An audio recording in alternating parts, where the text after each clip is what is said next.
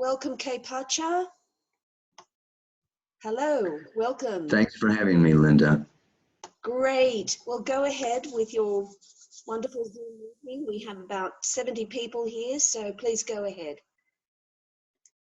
Okay, everybody. Welcome to, I believe this is all about the lunar eclipse coming on January 31st. And that is with Venus conjuncting the south node of the moon, the sun on the south node of the moon on the north node of the moon. So I'm going to be talking about largely the Leo Aquarius axis. The south node of the moon is always opposite the north node. They've been going through Leo and Aquarius since May of last year, and they're going to stay there until late this fall. So it's a year and a half, and this is wrapping up unfinished business. And I just kind of came up with that because, Jeffrey Green, our father of evolutionary astrology, talked about these planets when they conjunct the south node of the moon in your natal birth chart. And of course, I think also by transit to a certain degree. It's just that the south node of the moon, the dragon's tail, has to do with the past, okay, and past lives in the natal chart, just like where the energy is coming from. And the north node has to do with where it's going. So when planets come by, that's south node, conjunct that south node, is like, okay, well, there's something from the past. In this case, it's Venus. But then again, if I look at it, Venus hits that south node of the moon on January 29th. And then the sun comes by on February 3rd. And then Mercury comes by on February 9th. The moon comes by on February 14th. And later on this year, Mars comes by in June, goes retrograde, hits it again in July, goes direct and hits it again, okay, in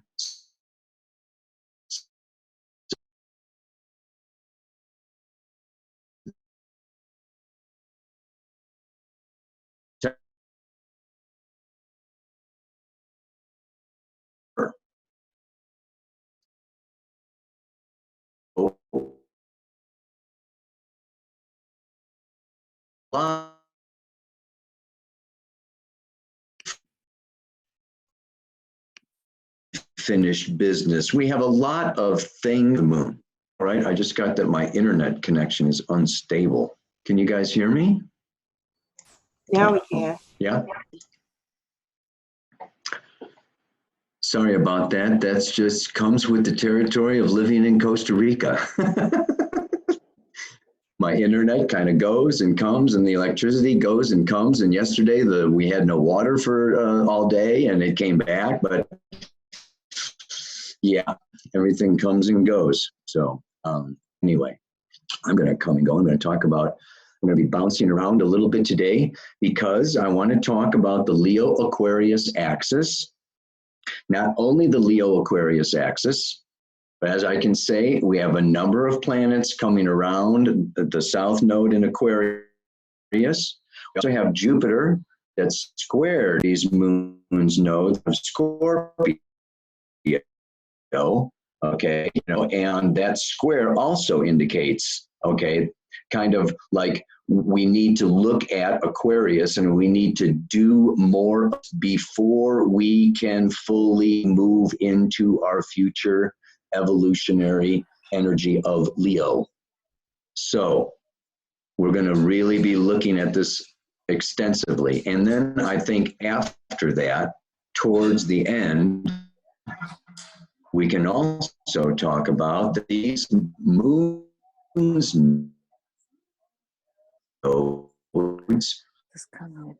are also conjunct the nodes. Are we all right? Yes, it's Okay. okay. Yep.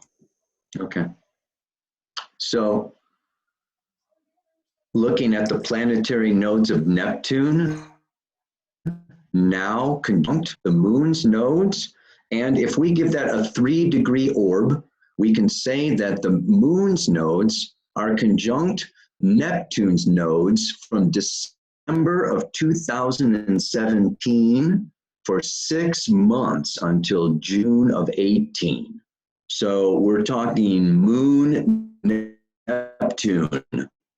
South node conjunct south node of Neptune, north node of moon conjunct north node of Neptune. So it's just like this is really bringing up all of our Neptune issues. And so what I really want to go into very easily is that this is so clear and so obvious that Neptune has to do with illusions, delusions, fantasies, imaginations, multidimensional realities and dreams, okay, innocence and naivety, and we are all one, and everything is possible, and there's no boundaries, unlimited potential. We're all genies in a bottle. We've all got magic wands. Everything's going to be hunky dory.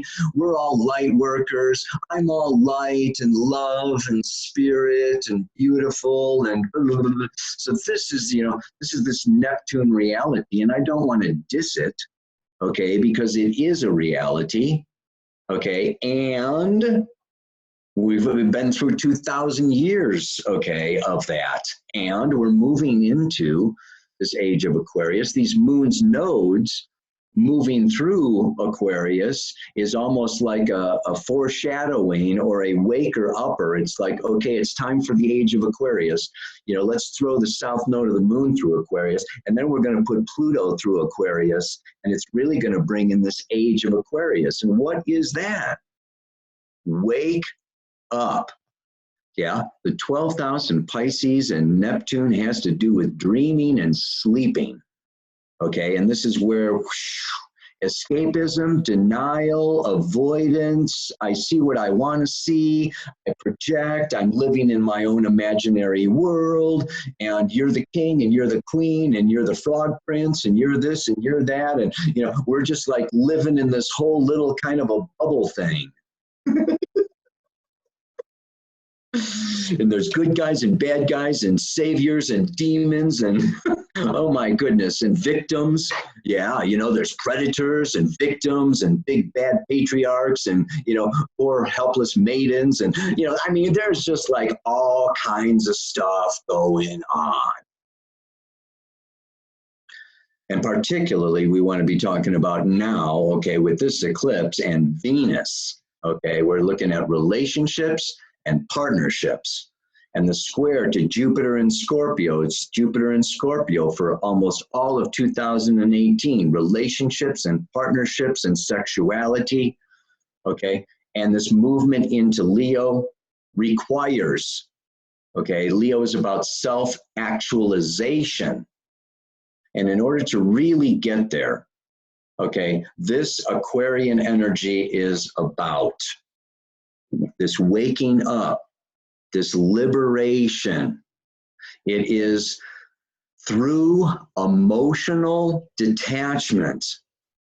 Aquarius detaches itself from its subjective reality and moves into an objective, detached space that is able to witness itself and observe itself, and to break out, and to break free, and to rebel against all, well, not all. So we have to look at this. Jeffrey talks about 3 different, ways, with this Aquarius energy.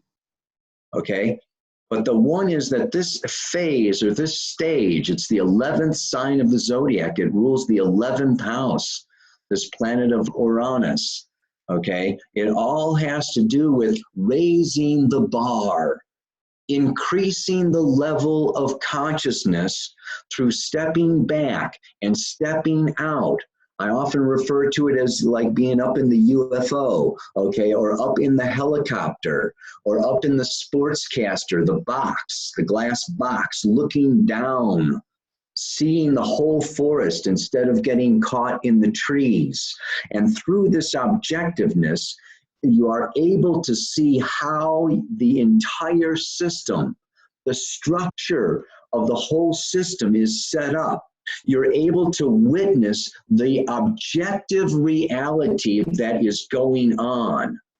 And this is within any system, any country, any family, okay, within your own individuality. But through detachment, the principle, you know, we could say one objective of detachment is this capacity then to see the overall plan. Like an architect is able to see when he looks at the blueprints of a building, sees the electrical, the sewage, okay, the structural, the roof, the foundation. It's like we are from this objective place, we are able to see, and from being able to see, we are able to modify, change, release, let go, free ourselves, okay, of unwanted habits, patterns, connections, relationships, identities, values, and belief systems that are no longer serving our evolutionary process. And so this is, this is really the main thing behind all of this Aquarius energy. At this time, it is time for each and every one of us to detach. And this can be from, I am rebelling against, I am revolting against the job that I've had for so many years, my family conditioning, that, my socio-cultural conditioning, my racial conditioning, my sexual conditioning, my religious conditioning. I can be breaking free of it's just like, I mean, I've kind of felt this myself. It's like I want to crawl into a little cave, a little hole, and detach from the world.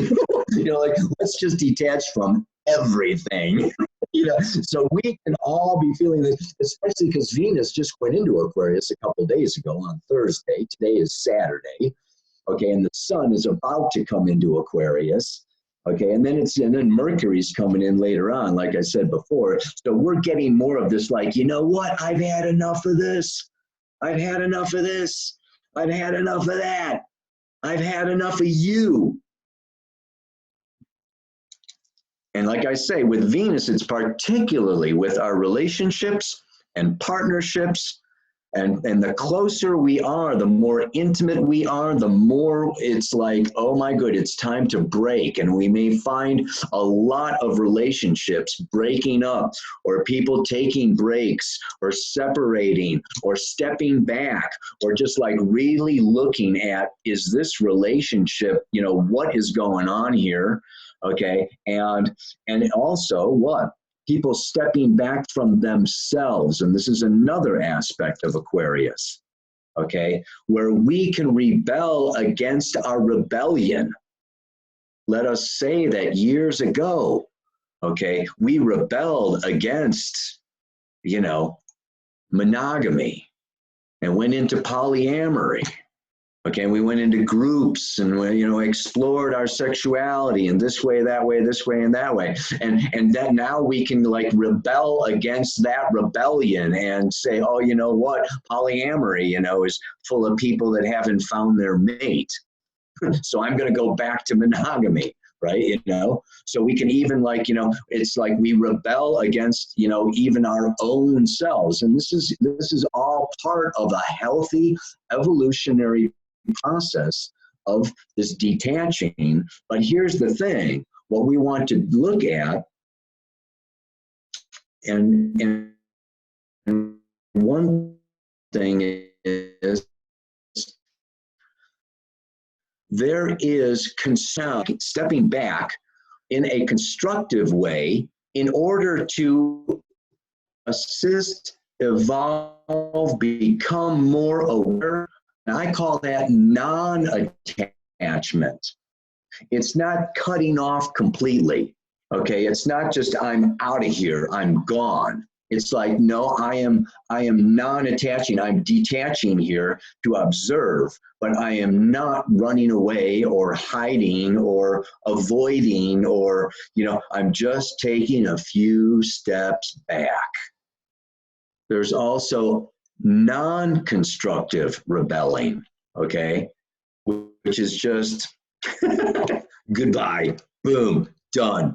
I've had it with you, okay? I'm out of here. I'm rebelling in some cases, rebelling for the sake of rebelling, because there's a certain excitement that is, there's an emotional excitement from stirring up the pot.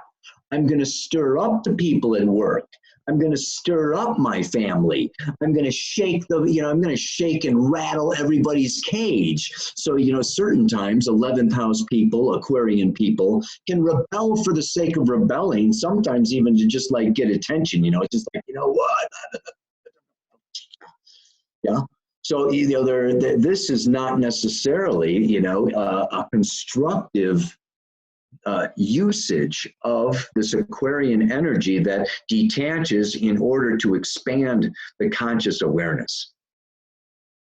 Now, we can also look at the different levels in terms of Aquarius, that it has to do with that there can be a detachment from the consensus view of reality, but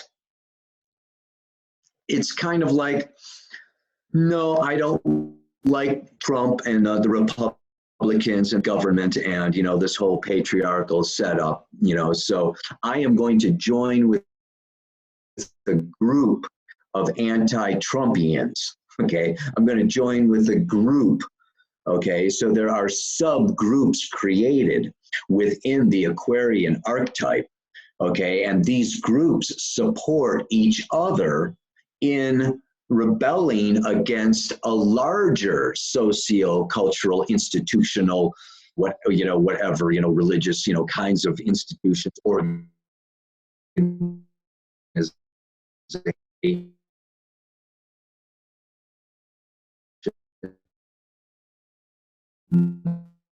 or so the one will rebel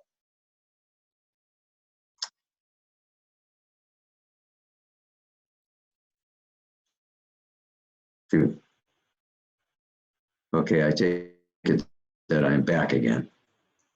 The one will rebel against, against a bigger outside socio-cultural institution and join a peer group, and that peer group gives it, stability, identity, emotional security, and it can last in that group for a certain period of time, okay? But then it can also find the leader of that group is messed up, or the belief systems, or so the way that Aquarius ultimately discovers itself is, I am not that. I am not that. I am not that. I am not that. It's just a process of elimination. So Aquarius can jump. Okay, I'm a light worker. No, I'm a dark worker. I'm a this, I'm a that, I'm a Republican, I'm a Democrat, I'm a liberal, I'm a conservative, I'm spiritual, I'm hedonistic, I'm, just like go from group to group and belief system. And, this is where these Aquarian people become unpredictable. Okay, sometimes they actually become quite unstable. So Aquarius can also have to do with mental instability. It can have to do with, phobias and psychosis and other, other dilemmas and challenges that, really put them into, mental institutions and things like that. It's also a 11th, 12th house Uranian, Neptunian kind of energy. So we can actually experience through this time period a lot of people going nuts. There's a lot of people that are rebelling, that are detaching, and they are finding themselves lost on the seas of Neptune, not wanting or not knowing how. And this is where the Leo North Node comes in, how to actualize their own unique reality, how to actualize and create their own unique expression. This is where we need to go. But before we can really get there, it's like this Aquarius, this is the unfinished business. The unfinished business is like we, each and every single one of us, need to step back. We need to step out. We need to say, I am sorry. I don't relate to you. I'm not going to be controlled by you. I don't believe that anymore. I don't belong in this family or this job or this relationship or this identity. This is a time for each and every, it's like we are all growing in our individuality. And this is the trip, not only of 2018, this is but the beginning. Uranus is moving into Taurus for 7 years. Chiron is moving into Aries for almost 9 years. This is a place where each and every one of us becomes and has to grow more autonomous, more sovereign, more, in a way, less subjectively so. I'm going to get to that. It's like before we get to subjective Leo, okay, that I am the new, expression of me, we have to, really discard all of that conditioning that is not us. And this is scary. This can be dangerous. If it is taken to an extreme, we can go into alienation, isolation, to the point of feeling that we are on the wrong planet at the wrong time. Nobody understands us. We cannot relate to anybody. We have no emotional connection. This non-emotional connection can lead to unstable mental states, unstable emotional states, and forms of depression, suicide, or you name it. Yeah, there are any number, okay, of very extreme manifestations of this energy that we need to really be aware of and not go there. Yeah. And so there is this is this Uranian extreme, like all or nothing. Okay. And being unpredictable, moving towards, being unstable. But what we really want to move into, and this is where a spiritual practice, of course, comes in very healthy and very handy, is into our witness, into our observer, and where we can see life as an experiment. This is a healthy manifestation of this Aquarian energy, that we will try this. Okay, and we don't get too caught up. We have to be careful. This is the fixed cross. And that Aquarian Leo axis, as well as Scorpio Taurus, are the most stubborn people in the freaking world. And Aquarius can get to the point where there is no changing their mind. There is no influencing their decisions. They have seen it all, done it all, know it all, whatever, and just become extremely rigid. So you can watch yourself through these processes. This is the beautiful part of Aquarius. you know. And if you are experiencing, okay, one person coming up and disagreeing with you or trying to point something out to you, you can blow them off. When it's 4 people, 5 people, 10 people, you know, maybe coming at you, okay, with very similar stories, okay, Aquarius is also super intelligent and able to see and know. It's like, oh, okay, wow. You know, this is not just that person projecting something onto me. I'm getting this same kind of information. I'm getting the same kind of message. I'm getting the same kind of feedback, okay, from, you know, 10 different avenues or realms or ways, or I just happened to, you know, read this, or this just popped up on my Facebook page, you know, or this movie, you know, that I, you know, just, you know, kind of, you know, spoke to me. I mean, it's not just people, it's like life. Life is speaking to each and every one of us now.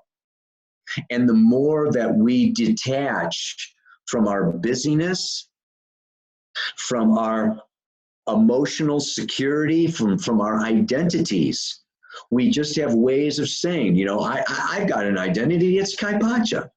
Yeah. I can become overly identified with Kaypacha, right? You know, that persona that goes out into the world on all these freaking videos, you know, and I can, you know, take myself as being that, okay? But it's time to detach from that, okay? It's time to detach from, okay, you know, my partner thinks I'm this and wants this or is trying to control me that way, okay? Or my family, my parents, or it can also be my kids, okay? I've always, you know, tried to be the good father or the good mother, okay? And so my kids, and boom, cut away from that identity. Okay, and you know, who am I if I'm not a mother, not a father, not a public figure, not an employer, not an employee, okay, not a Christian, not a Jew, not a Muslim?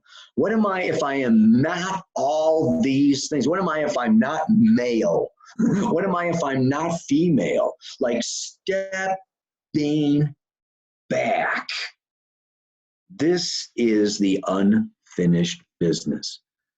We can all get tied up into, I'm a carpenter, I'm an artist, I'm a musician, I'm a healer. Okay, we've all got these identities. And Aquarius, South Node says, back off. Of emotionally, South Node of the moon.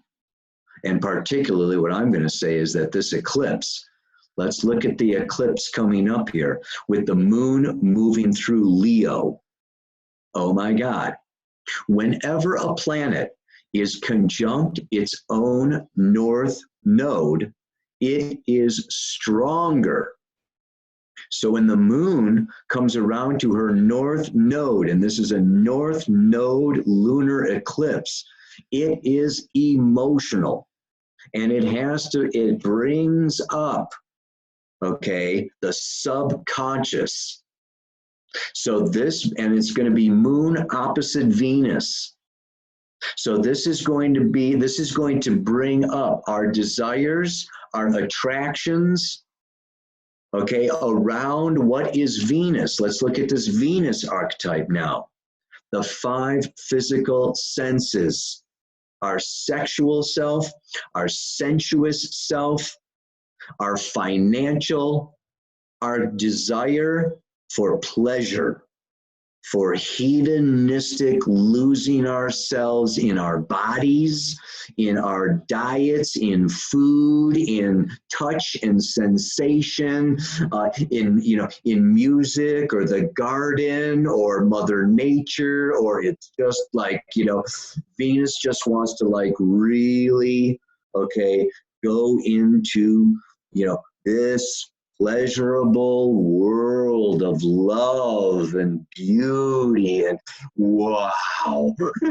And the moon, you know, the moon opposite that is just going to like really even feed that even more. And then our emotions get involved and our inner child goes, oh, this feels good. Oh, I only want what feels good. And if it doesn't feel good, then I don't want it. And I'm not going to eat my vegetables. I hate broccoli. And I don't like you talking to me like that. And I mean, you know, it's just like, oh my God.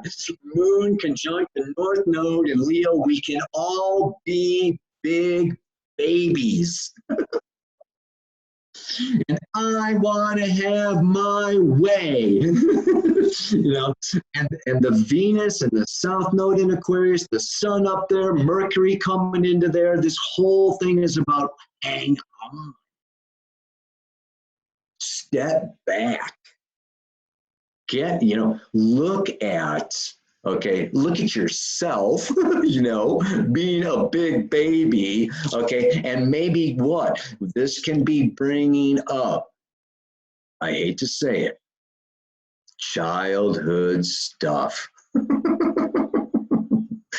Moon's nodes, eclipses. This goes back to our early childhood experiences, our first sexual experiences, our first relationship experiences, okay? You know, our relationship with the parent of the opposite sex. We're going to have the Sun and Leo have to do with the father, okay? You know, and the little girl's relationship with her father kind of being a template, okay, for what she, you know, can idolize or seek or want or unconsciously create in her adult relationships and partnerships.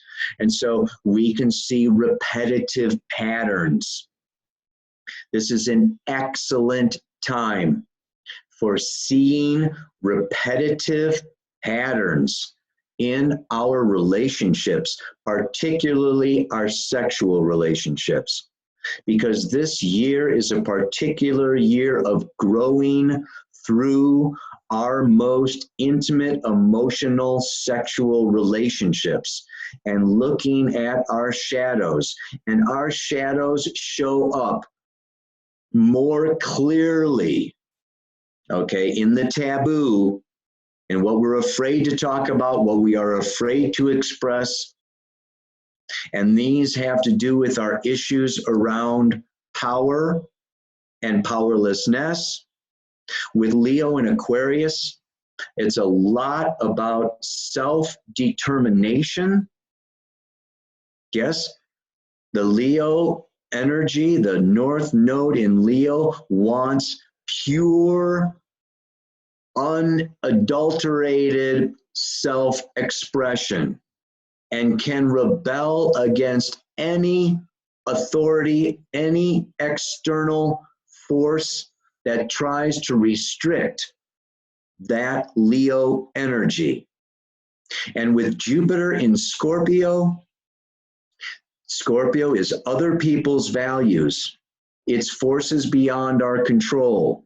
It's death, inheritance, taxes, insurance, it's governments, it's Mother Nature, and it's our most intimate partners that we cannot control and that have a different set of values than we do.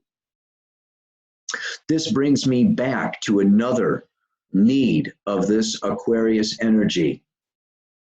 Aquarius, particularly the South Node in Aquarius, Venus in Aquarius, Mars in Aquarius, Pluto in the 11th house, these all evolve through coming into Leo. So they are naturally, if you have them in your natal chart or now, there can be a natural detach. I'm going to live in a bubble. I am now aloof. I am above. I am outside. Sticks and stones can break my bones, but you can never hurt me.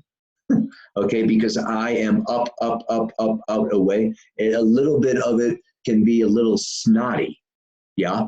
The downside shadow of Aquarius is arrogance. You know, I'm just a little touch above you. Okay. It's the elite. Okay, so I am the elite. I am from the future. I am the know-it-all. And so here is the challenge with that kind of a thing, that kind of energy, or any kind of Aquarius energy. In order, part of that process of evolving into Leo is not being intimidated or threatened by other people's uniqueness. And this is where the peer groups, okay, can even, like, yes, I can join the punk rockers, or I can join the light workers, or I can join the astrologers, and I get a certain amount of, juju's, from, being part of this peer group, and they, give me strength to fight against all the non-light workers and all the non-astrologers, and all the, all the people who are not in my group. Okay, but I can also be threatened, okay, or I can also feel, my security buttons or whatever, oh, maybe that astrologer is better than I am, or, I can have arguments and fights over house systems, I use porphyry, I want Campanus, I want Placidus, whole signs got to be it. And then there can be all this kind of like, and I can feel threatened, okay, by, my peer group. And even so, there's all of this, kind of thing where we can emotionally attach to, this group, we can emotionally attach to our family, we can emotionally attach to our partners. I can be threatened by my own partner wanting to express their sexuality in their own unique way.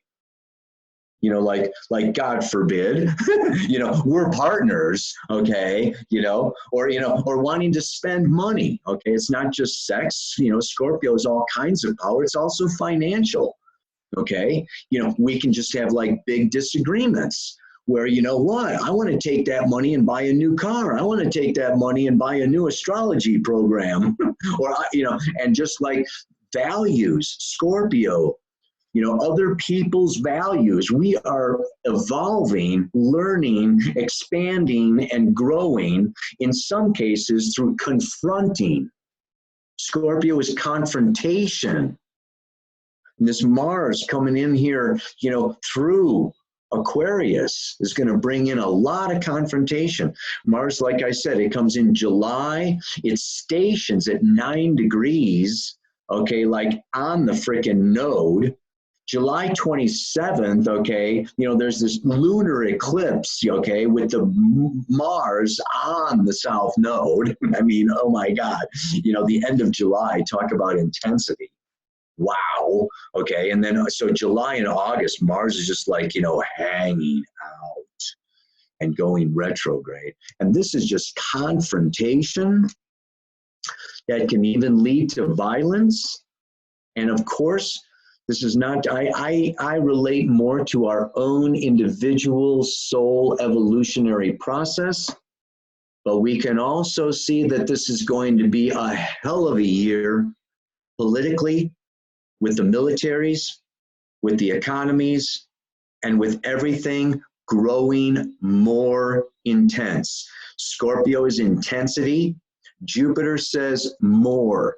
Let's make it a little more intense. There'll be a little more awareness, a little more growth, a little more challenge, a little more, evolution through intensity. So this is a very intense time where we can feel, like I said, emotionally threatened, and we can want to detach, run away, and hide, individualize. And I am encouraging everyone, okay, let's look at the positive side of this. The positive side that I would say, and this is what really needs to happen with what I would like to call the new paradigm movement, the new age movement. This can also be a time where people have had it up to here I am a new paradigmer. I am a healer. I am an artist. I cannot keep my day job any longer. I cannot, okay, live, under my parents' thumb any longer. I cannot parade myself, as some religious kind of a person when I am anti-religion, pro-spirit. Yeah. I say religious is putting God out there. Spirit is realizing that God's source is within and without. Yeah. So I consider myself anti-religious. And of course, Uranus is anti-doctrine, anti-dogma, it's rebelling against one size fits all, one recipe for success, one instruction manual, to be powerful or whatever. So we all need to rebel against the consensus, against the past, against our old identities, emerge. And this is the beautiful part of the process that I would say is coming together with new groups, making new friends that hold the same values, the same ideals, the same goals, the same vision. I'm teaching at the Envision Festival here, next month. It's like envision. Aquarius is a new future. It is time for us to invent and innovate. And in order to invent and innovate, we have got to be able to work together. This is Jupiter in Scorpio. Scorpio is shared finances, sharing power, sharing the stage, making agreements, combining our money and resources. Okay, it's coming together. And I see this, Aquarius rules astrology. And they always say, working with astrologers is like herding cats. Okay, and I'm working with the dream team, and I'm trying to keep this new paradigm astrology community going and things like this. And it's just like, wow, it's a process. It's a process because there's nothing. These people are Aquarian, unique, intelligent, innovative, observant, rebellious, don't want to conform. So there's this natural desire to not conform and to rebel against any external form of restriction. And yet, you can only do so much alone. Taurus knows this. There's a limit to my bank account. There's a limit to my energy reserves. There's a limit to the hours in the day. There's only so much that we can do alone by ourselves. You certainly can't have a family by yourself. Well, I guess you can adopt, but it's not as much fun. No, stop. So, you hear what I'm saying? When we combine, when we unite our resources, we get bigger numbers. We reach the tipping point. So many people come up and say it's 144,000 people, okay? 144 like-minded souls that are going to tip the scales and bring in the new paradigm. When there's only, out of 8 billion people on this planet, 144, but just try getting 144,000 people to agree on something. Maybe that's our task. It's like, oh my God, I can't get 10 people to agree on something. It's like, this is, I would say, this is like really, what it's coming down to. We can feel threatened. Okay, we can, it brings up our insecurities when we're, when we're confronted, but it's like we have to confront Jupiter in Scorpio. Okay, so we don't want to do the negative Aquarius, which is like disappear into my own air castle in the sky and not talk to anybody because they're not smart enough, good enough, or fast enough. And then we don't want to, like, you know, go too far into Scorpio where we're just fighting and resisting and rebelling against every, you know, everybody who has a different value than we do, or has a different belief than we do, or has a, you know, so we're fighting against the culture and society and our peer groups and our friends and our intimate partners, and we're just, you know, confronting everybody. Okay. Yeah. And then, you know, we don't want to, like, get too far into also confronting ourselves to where, oh my God, I screwed up, I messed up, I'm ashamed of myself, I'm guilty of myself, my old identity, okay, you know, was a real idiot, you know, very unevolved. We can see our own, our fragmented selves. Okay, you know, this fragmented, our shadow that we haven't wanted to look at is roaring at us in our face. Okay, and the South Node in Aquarius sees it and looks at it and can you know, and can also, especially with all this Capricorn, Saturn and Pluto and Lilith and everything, you know, go way big into guilt and shame, to where we undermine, undercut, doubt ourselves. The demons of doubt seep in and rob us, okay, of all of our powerful, positive energy that is going to bring in this new age. So you can see there's a lot of pitfalls on this particular patch of the evolutionary road. We can withdraw, we can rebel too much or against the wrong, you know, this, that, or the other. We can maybe even get stuck. And this is another aspect of Aquarius, okay? Another aspect of Aquarius is I'm going to rebel by going back to the past.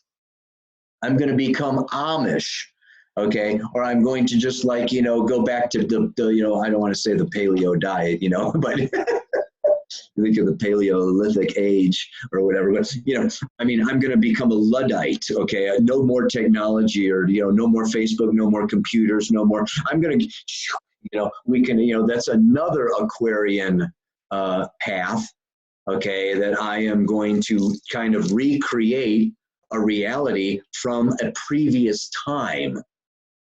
So we also have to be careful of that.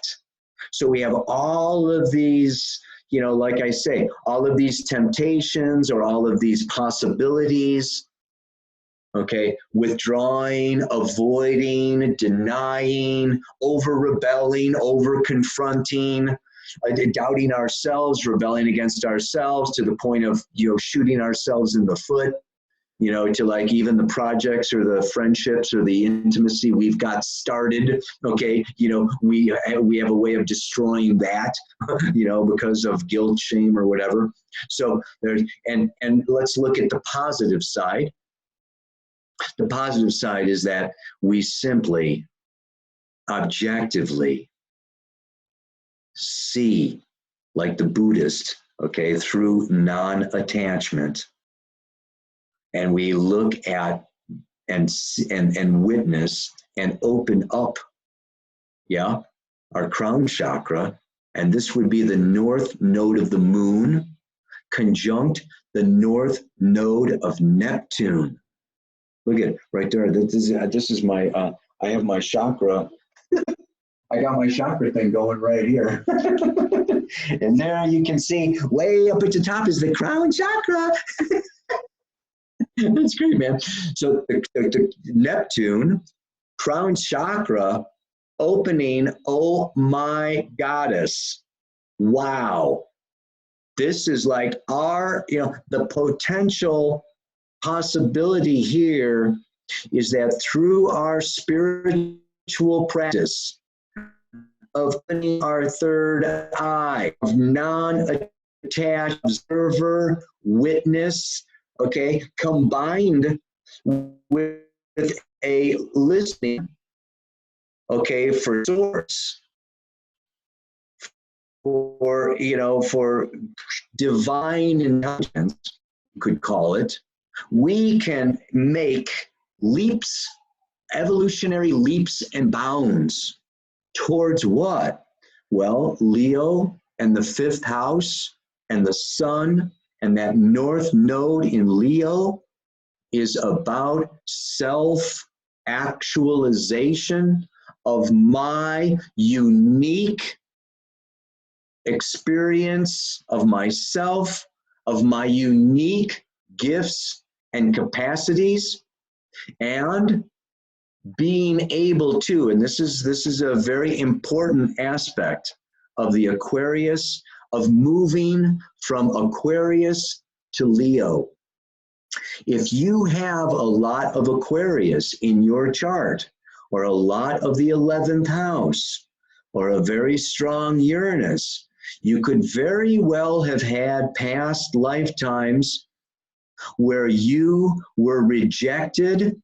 Maybe you were stoned or burned at the stake or called a heretic and kicked out of the church. Okay, but your unique perceptive capacities and abilities as a prophet, as a seer, as a visionary, were not respected, honored, or well received. And so this lifetime, part of your evolutionary growth is to balance those scales. So it is actually, as Aquarius evolves through Leo, it's coming out of the spaceship. It's coming out of the sidelines. It's coming out of the observer and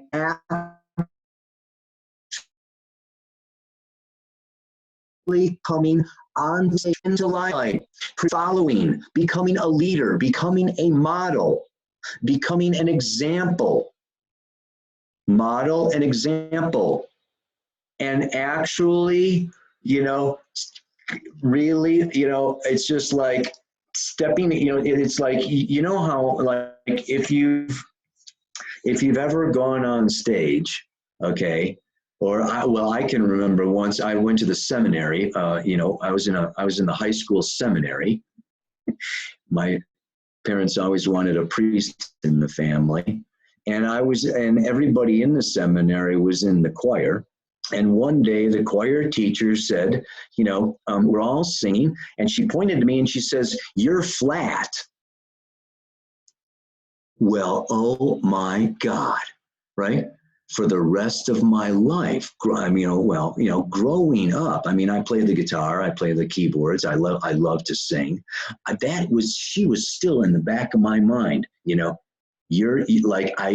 my singing is flat. And I took it that I could never sing. All right, I'm a lousy singer. I should not sing. I did it, you know. So Aquarius can have this sense where once you're rejected or judged or criticized or even punished for being different, bizarre, unusual, ahead of the times, outside the box of the consensus, it's like, you know what? You learn to just shut up. Sometimes you just keep it to yourself. You don't want to be seen as weird again. You don't want to be judged again. You don't want to be exiled again. So you keep your genius, your inventive, creative, unique observations, talents, qualities to yourself.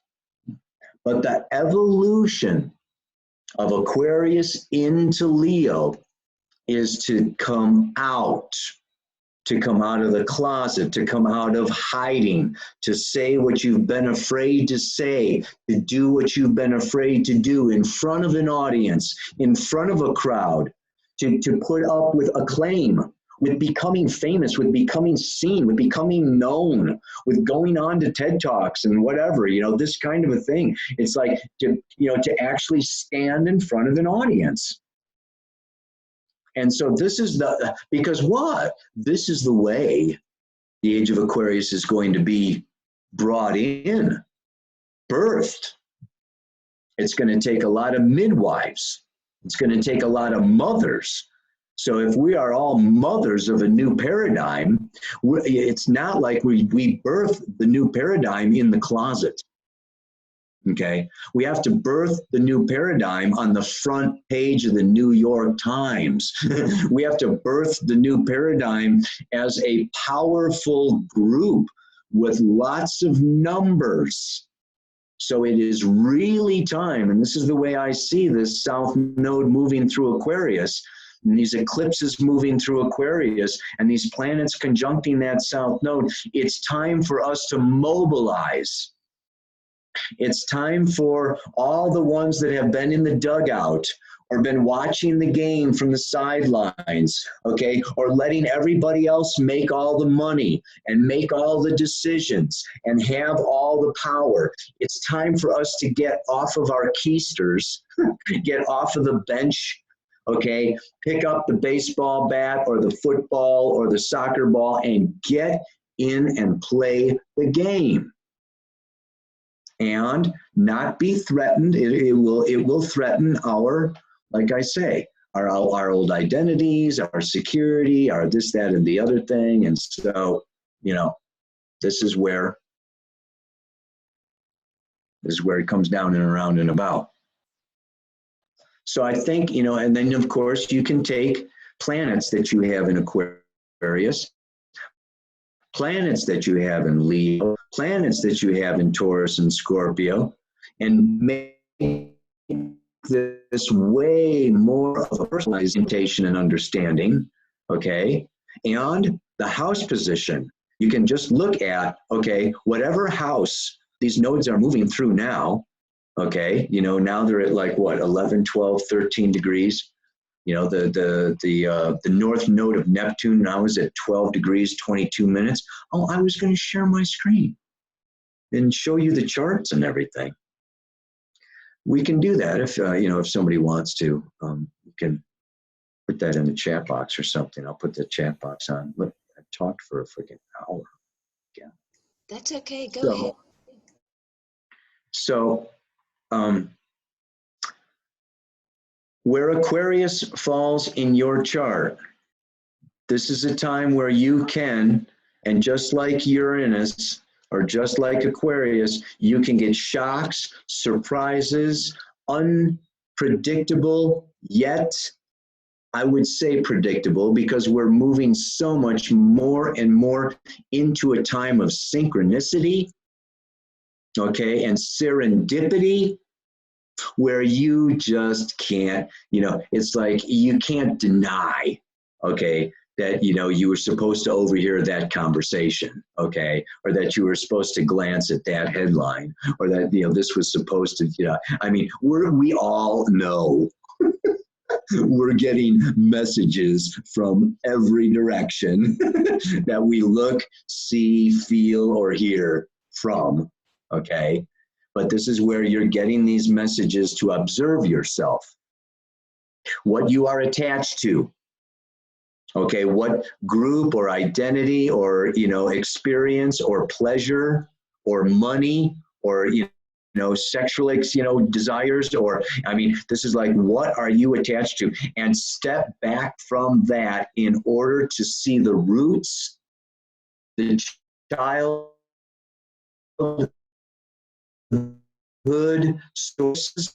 sources of that pattern, of that program, of that limiting belief, so that you can then modify it or change it and move. And you want to see the house position of Leo, of the house that the north node is moving through. And this is where you really want to come out, and you want to create something new. You need a legacy, okay? And it's time to be playful. It's time to just, you know, be a child again and really kick yourself, you know, in the butt to get off the bench, yeah, off the sidelines, and really go for it. So that being said, I'll do just a very quick share screen, and then we can take some questions and wrap this baby up. I'm sharing the screen of, this is where things are for the eclipse. Can you see the screen? Yes, we can see it. So here is the moon conjunct, okay, the south node. This is today. I'm going to move it forward. So you can see we're going around, round, round. Here comes the moon to the north node, boom. So we're talking January 31st, moon conjunct the north node. Here's the north node of Neptune at 11 degrees 59 minutes, okay, opposite the sun. Look at the sun at 11 degrees 37 minutes, the south node of Neptune at 11 degrees 57 minutes, the south node of the moon. I mean, if we moved it back a few hours, I mean, this is like, I got to see what happens here on January 31st. Move this back a little bit. Anyway, no, we should move it forward so the moon can be. Anyway, you get this idea here, yeah? So a lot of this, you know, after Venus hits the south node, the sun is going to come and hit the south node. So we're really kind of in this big program, and now you can watch it again. As you can see, Mercury is going to come along. Here we go. Here comes Mercury into Aquarius in February 9, and then the moon comes around on the 14th. So we really have, you know, probably like the next month here of Venus, Sun, Mercury, Moon, all coming around to hit that south node. And I'm just letting this thing move along a little bit because you can see Mars now. Mars is going to be moving through Capricorn through April and May. And then it too is going to join in Aquarius. And then it's, of course, going to square Jupiter in Scorpio. We're going to have this whole T-square going on. You see now Mars square Uranus, big time this summer. Squares Uranus back and forth. It conjoins with the south. Here's Mars on the south node in June. It goes retrograde. Back over again in July. I'm going to just pause at this, check out this.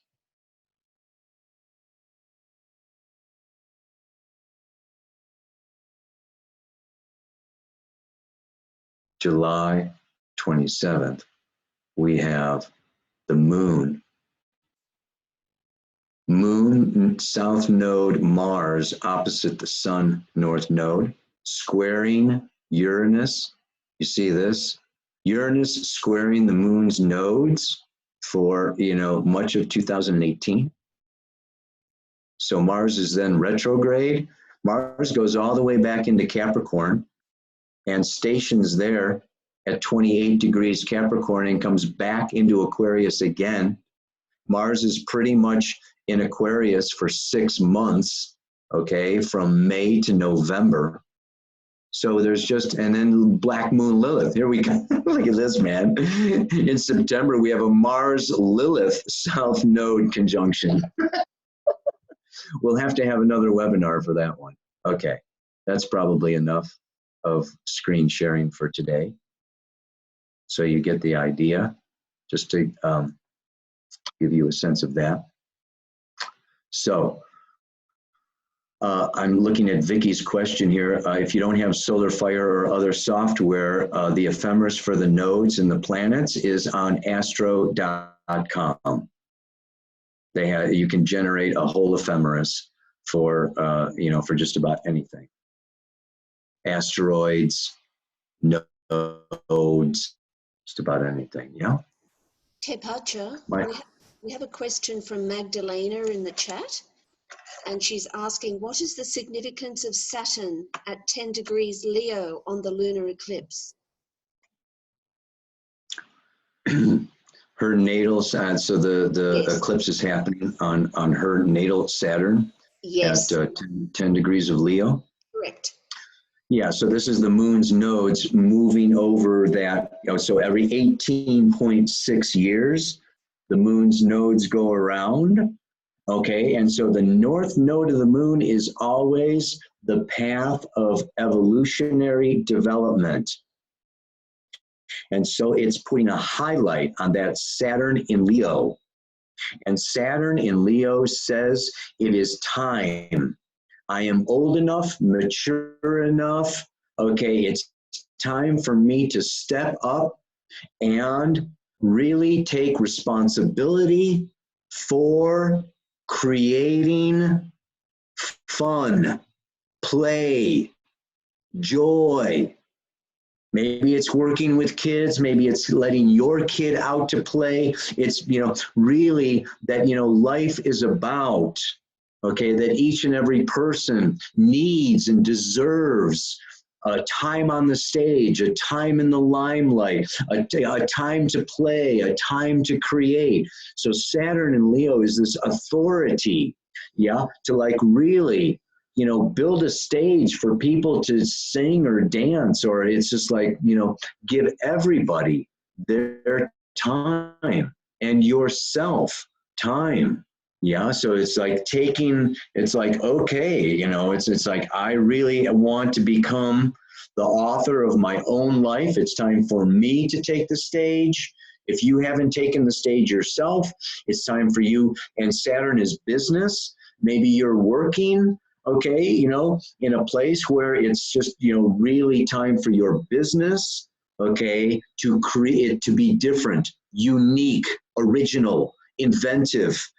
Like do and form and structure a workplace, a job, a business that is creative instead of the same old, same old. I'm a tailor because my father was a tailor and his father was a tailor and his father was a tailor. So Kaypacha, we have another question from Tori. She's asking about a reverse nodal return on the day of the eclipse.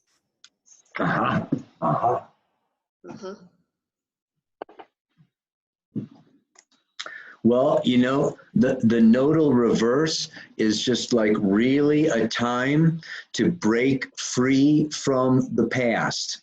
And this can be relationships, emotional attachments from past lives. This is a time, okay, where you can either connect with new, people that are, just like, oh God, it's like a deja vu. It's like, I know you, without even shaking your hand. You may meet new people, and it may also then be a time where people exit, okay, that are no longer serving the future path. So there is this past, future, it's kind of like you're at this crossroads or you're at the stoplight, and it's time to release and engage, okay, with a new stream, new relationships. Thanks, Kaypacha. We have another question. April is asking about, she has the moon in Aquarius and Mars in Leo. Any advice? Moon, Aquarius, Mars in Leo. I don't know how close the opposition is, but the moon in Aquarius, okay, is that you're coming from far distant realms of the galaxy. And you're just like, you're really coming in, with a lot of innovation, a lot of genius, a lot of non-attachment, okay? And the only danger with that is that you can be emotionally cold. You can be, okay, like really objectified or detached. And so this Mars in fire, and this Mars in Leo, okay, and the Mars opposite the moon boils that water, okay, like heats up that emotional. So there can be these flashes of, all the way out, all the way in, you can rebel against yourself or a partnership or sexuality or So, I would say that, the path, particularly now with the North Node in Leo, the North Node is favoring that Mars energy. And that Mars energy is saying play, play with it. And the moon in Aquarius is experiment, and see life as an experiment, and just try not to get overly serious, overly attached, overly rigid, okay? But stay in a flexible, playful, youthful, dance with all of it. Okay, because when you get triggered or angry or stirred up, you may just like really become overly justified or rigid or judgmental or whatever with yourself and or other people, and that create distance. And the idea, okay, with the moon in Aquarius and Mars in Leo is to create more connection than distance. Beautiful. Thanks, Kaypacha. We have a question from Marie. She's asking, what is considered to be a strong Aquarian influence? How much Aquarius? Well, Sun, Moon, the personal planets, Mercury, Mars, and Venus, Aquarius rising, South Node in Aquarius, especially personal planets in the 11th house is also an Aquarian signature. A whole bunch of planets conjunct Uranus, okay? Sun or Moon conjunct opposite Uranus is also going to have that Aquarian flavor. We have another question from Kay Rose. She's asking, what would you say I'm in store for with my South Node at 24 degrees of Aquarius in my 7th house? Okay, so the nodes already, you just had a nodal return, okay, just late last year when the North Node went into Leo, it hit your North Node. And so all of this time period now, while the nodes are still in that Aquarius Leo axis, they are fortifying.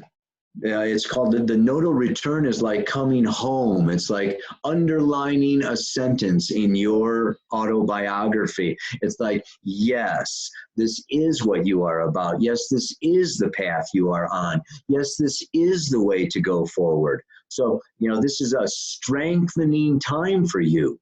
When those nodes return to the same signs that they were when you were born, windows of destiny can open. And people, okay, that are going to help you manifest your future best version of yourself appear on the scene. So it's a great time. Have a good time with that. Thanks, Kaypacha. Tasha is asking about the orb that you use. She has her North Node at 7 degrees Leo and South Node at 7 degrees Aquarius, of course. So what orb would you use for the eclipse? I would use a 5-degree orb, which is going to give you probably around 5 months or 6 months or so. So, you could say that it's just kind of coming in now. That North Node is at 12, right? 13, it's kind of, it's coming in. And, and going out, by the time it hits, 2 degrees, 1 degree, it's going to pretty much be tapering off. Great, thank you. Sarah is asking, what's the difference between a transit from the nodes to a natal planet versus a planet transiting your nodes? Well,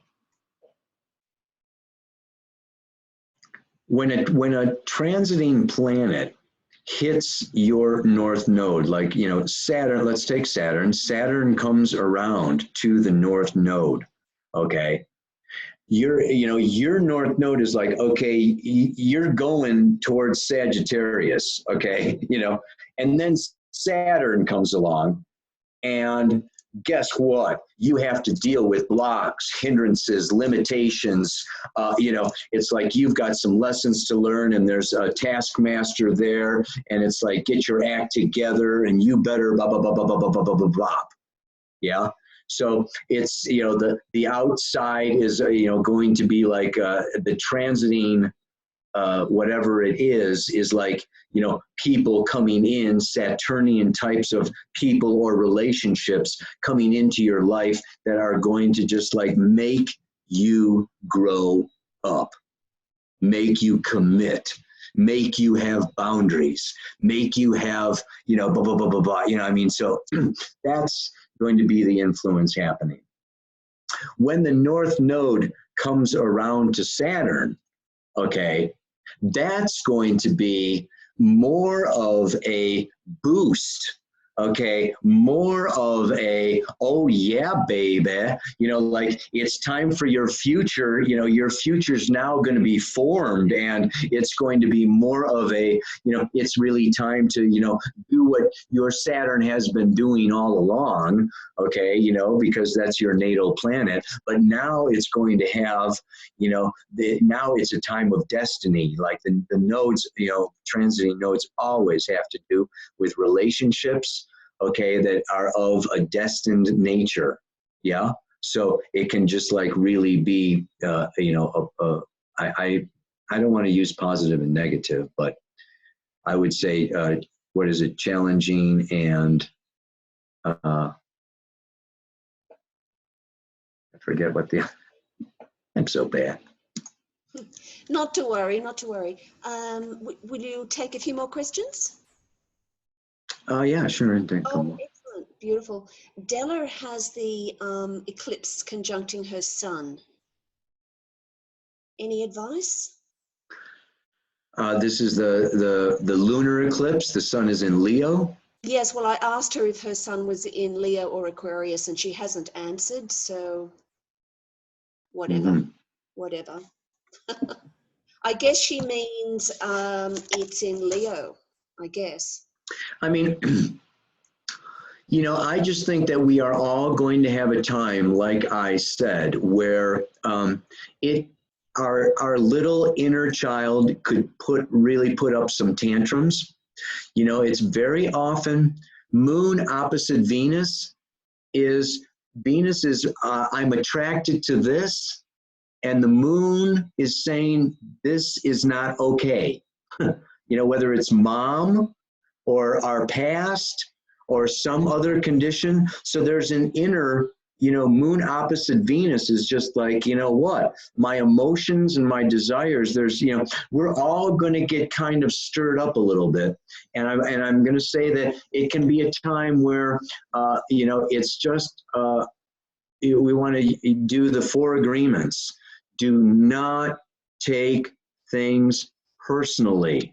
Leo takes everything personally, and the moon conjunct the North Node on her sun, is going to take it like way personally. And it's just like, we want to really do the unfinished business, and that is we've all got to detach from our subjective attachments and realities and identities, so that we can see the whole big, wide, broad picture and make the appropriate choices that serve the coming generations and the future of planet Earth. Great, beautiful. We've received some very detailed personal questions, and I just think they're a little bit too detailed to read out. So we've got a comment here from, where is it? Just trying to find it. We can make this the last one. Okay. All right then. Simon is wondering about the significance of nodes squaring natal Chiron. The transiting nodes squaring natal Chiron. It depends on if it's in Taurus or Scorpio, of course. Yes. Can you let us know? But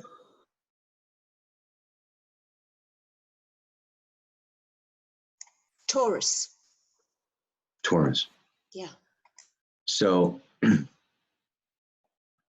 the wound of Chiron in Taurus is the wound of I am not worthy, or I am not able to survive, in this physical world, or I'm not valuable, or I do not love myself.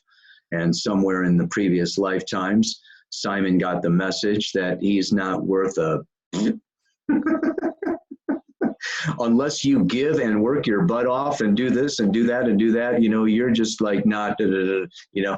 So, well, you know, the nodes are going to come around, and the you know, the business with this is a number of different things. Number one, Simon needs to like step back and see what kind of programming he's got to detach from the family or the employer or the society or the government or the religion that says you're a sinner or you're no good or you need to have a job, and if you don't have a job you're a useless hunk of nothing. Or yeah, I mean, he's got negative messages, okay, about his capacities, about his talents, about his value. And this needs healing.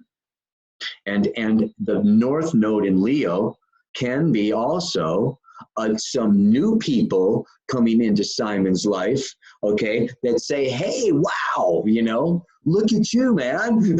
You're really good at this and you're really good at that. And you know, I didn't know when I met you that you were so cool or whatever, you know. So there can also be, yeah, this healing, you know, it's time for him to detach from the negative programs and embrace the positive programs. And this can also be realized through, like I said, the moon's nodes always have to do with past and future life relationships and emotional connections.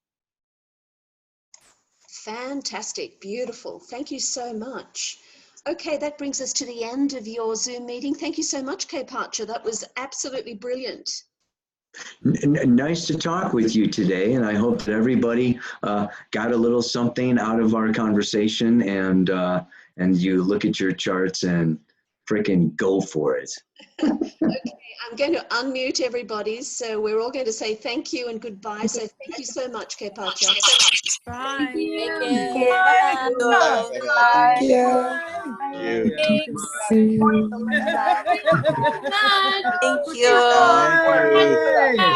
that was great. Thank you. That's a good word. Thank you. Adios.